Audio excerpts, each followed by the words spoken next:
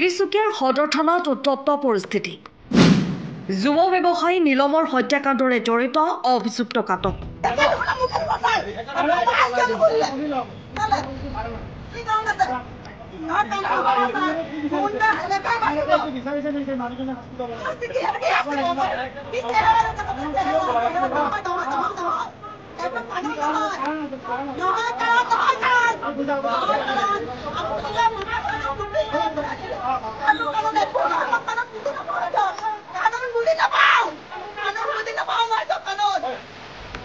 সঞ্জীৱ গগৈ ওৰফে নীলম গগৈ মৃত্যুৰ সৈতে জড়িত থকাৰ ৩জন অভিযুক্তক আটক কৰে তিনিচুকীয়া আৰক্ষীয়ে।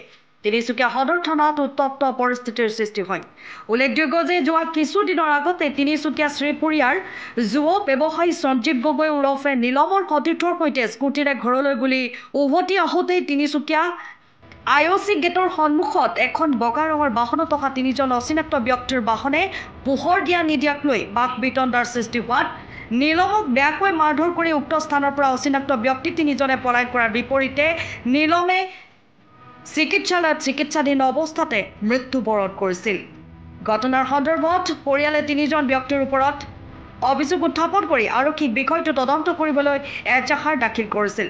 তিনিচুকীয়া আৰক্ষীৰ তৎপৰতাত ইতিমধ্যে ফিলবাৰীৰ পৰা বাহনখন উদ্ধাৰ কৰিবলৈ সক্ষম হৈছে আৰু আজি উক্ত ঘটনাৰ লগত জড়িত 3জনকৈ ব্যক্তিক আটক কৰে তিনিচুকীয়া আৰক্ষীয়ে।